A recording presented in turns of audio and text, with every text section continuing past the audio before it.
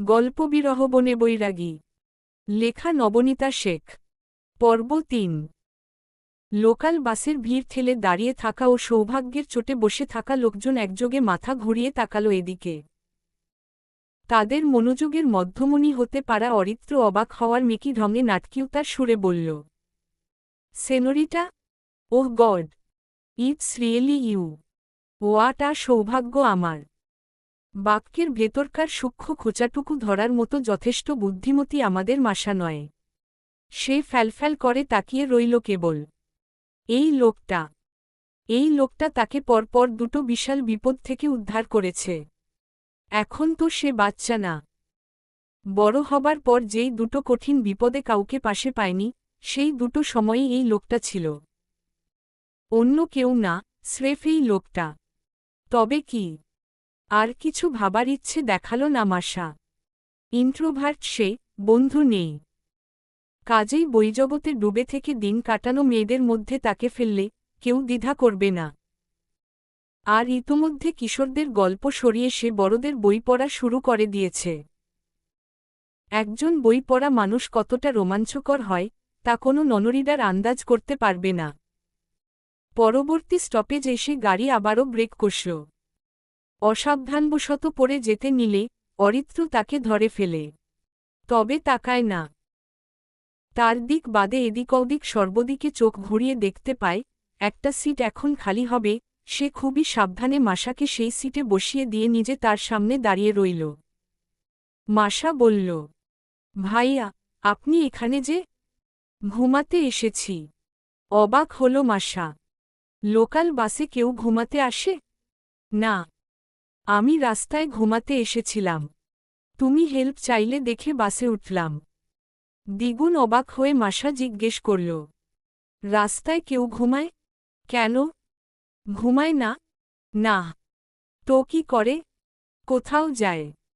অরিত্র 2 সেকেন্ডের বিরতি নিল, তারপর বলল, exactly senorita, that's what I was doing. মাসা চোখমুখ কুঁচকে অত্যন্ত নম্রভাবে রাগ দেখানোর চেষ্টা করে বলল, 1 মিনিট। আপনি সবসময় আমাকে পিঞ্চ করে কেন কথা বলেন, বলুন তো? মজা পাই। মজা? মাসা মন খারাপ করে বসে রইল। সেদিন ভদ্রলোক কোথায় যাবার জন্য বাড়ি থেকে বের হয়েছিলেন এবং কি কাজ ছিল, কোনো কিছুই মাসা জানে না। কেবল এটুকু তাকে অবাক করে দেয়, কোনোরকমের দায়বদ্ধতা না থাকা সত্ত্বেও কেনাকাটার পুরো সময়টা এবং তাকে বাড়িতে সুরক্ষিত পৌঁছে দেওয়া অবধি লোকটা সাথে ছিল। প্রথমে ওভাবে বাঁচানোর পর আজ দ্বিতীয় দেখা। মাসার মনে হতে লাগল, লোকটার সাথে তার তৃতীয় দেখা শীঘ্রই হবে, এরপর চতুর্থ, তারপর পঞ্চম। হতে থাকবে। আমি মাসনুহা মেহনুর, বয়স 17, দ্বাদশ শ্রেণীতে পড়ছি। আজ আমার সাথে অদ্ভুত কিছু ঘটছে বলে অনুধাবন করেছি আমি। গতরাতে একটা উপন্যাস পড়তে গিয়ে আমি খুব করে রিলেট করেছি। রিলেটেবল জায়গাটা নিয়েও অবাক হয়েছি। ওই পার্টটুকু, যা আমাকে থমকে দিয়েছিল। দ্যাট ওয়াজ লাভ। লেখক স্পষ্ট শব্দে অনুভূতির বয়ান দিয়েছে, আর তা আমার সাথে মিলে গেছে। আমিও তার প্রতি কিউরিয়াস। তাকে একবার দেখার আকাঙ্ক্ষা মনে পুষি। কখনো তাকে খারাপ লাগে, কখনো তার জন্য কাজ করে মনের ভেতরকার অস্থিরতা। সে আমার কিছুই না, সে আমার অনেক কিছু। অহেতুক অনুভূতিদের সাথে আমি পারছি না। সারারাত ঘুমোতে পারিনি। আমি খুব স্ট্রংলি ফিল করছি, এই উইকেন্ডে আমি বাড়ি থেকে একা বেরোলে কোনো না কোনো বিপদে পড়ব। আমি কোনো না কোনো বিপদে পড়লে সে আসবে। কোথা থেকে আসবে, কেন আসবে, কখন আসবে, এসব প্রশ্নগুলোর উত্তরে আছে বিশাল বড় শূন্যস্থান। তারপরও 2 দেখায় শুরু হওয়া ইনফ্যাচুয়েশনকে তৃতীয় দেখায় আমি মোহাব্বতের দাবি রাখব। আজ মাসের লাস্ট উইকেন্ড। বিছানার ওপর পাতা ঝাপটাতে থাকা জার্নালটির দিকে তাকালো মাসা। আজ কি বেরোবে? বেরোবে নাকি বেরোবে না? কি করা উচিত? কোনো কিছু নিয়ে এত কিউরিয়াস মাসা অন্তত ছিল না। নিজের এমন বেহাল দশায় মাসা সেদিকেই ঢলে পড়ল, যেটা উচিত না। সে আজ নিজের আলমারির সবচেয়ে সুন্দর জামাটা পরল।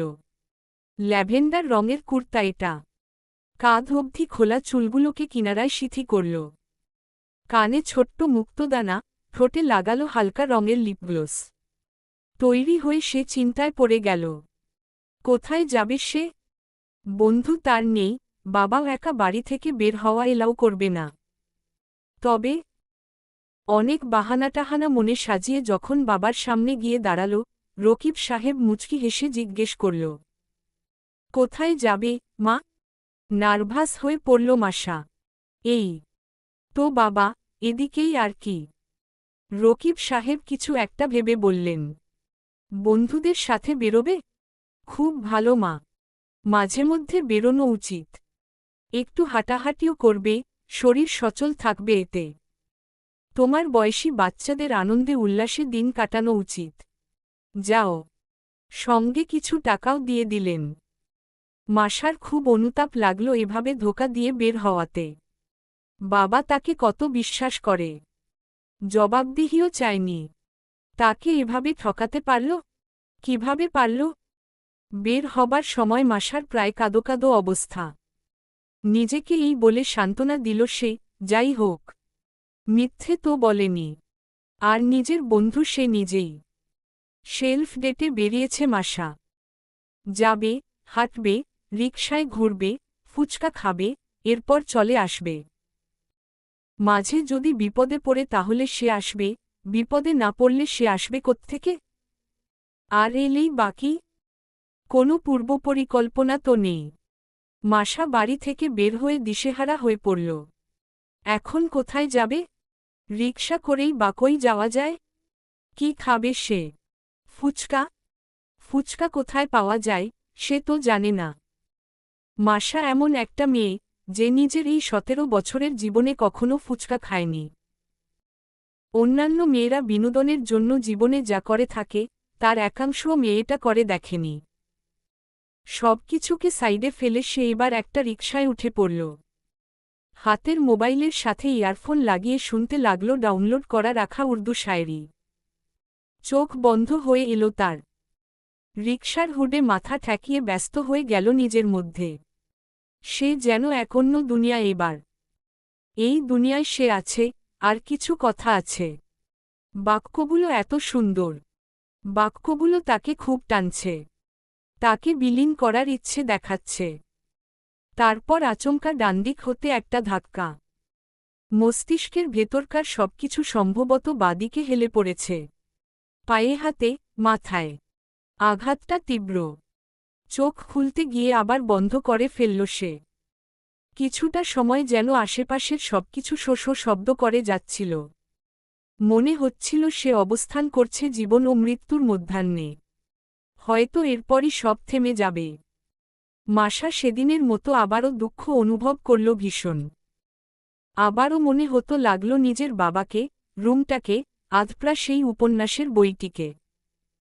এত কিছু ফেলে রেখে সে কিভাবে মরে যেতে পারে? 30 সেকেন্ডের মধ্যে দুনিয়াবি সকল চিন্তা সে করে নিল। তারপরই টের পেল, চারপাশের চেঁচামেচি। কেউ একজন আগলে ধরে রেখেছে তাকে। কেউ একজন তাকে ও রিকশাটিকে উল্টে যাওয়া থেকে আটকাতে মরিয়া। আশেপাশের মানুষ এসে প্রায় হেলে পড়া রিকশাটিকে সোজা করতে সাহায্য করল। মাসা চোখ খুলল তখন। সে তখনও রিকশার সিটে বসে। কানে ইয়ারফোন, শায়েরির পরিবর্তন তখন বাজছে গান। চারপাশে সবাই আতঙ্কিত। মেয়েটা ঠিক আছে কি না, এ নিয়ে শঙ্কিত বেশ। এমন কঠিন পরিস্থিতিতে মাসা আচমকা হেসে উঠল। সে রিকশায় বসে থাকলেও তার একটি হাতে ফোন এবং অন্য হাতটি এখনও লোকটার কাঁধের শার্টটি খামচে ধরা। তার হাসি ভদ্রলোকের কপাল কোঁচকানোর কারণ, সেই সাথে এটা বলারও। তুমি কি স্টুপিড? মাসা সেসবের পরোয়া করল নাকি? না তো। ব্যথাজড়তা, লজ্জা, অস্বস্তি কিংবা কপাল বেয়ে গড়িয়ে পড়া রক্ত ও হাতপায়ের ছিলে যাওয়া চামড়ার জ্বলুনি। যা কিছুই হোক না কেন, সব একপাশে ফেলে নিয়ে বলে ফেলল দুনিয়ার সবচেয়ে কঠিন 3টা শব্দ। I love you. চলবে। গল্পটা কেমন লাগলো জানাবেন ও সাবস্ক্রাইব করতে ভুলবেন না প্লিজ।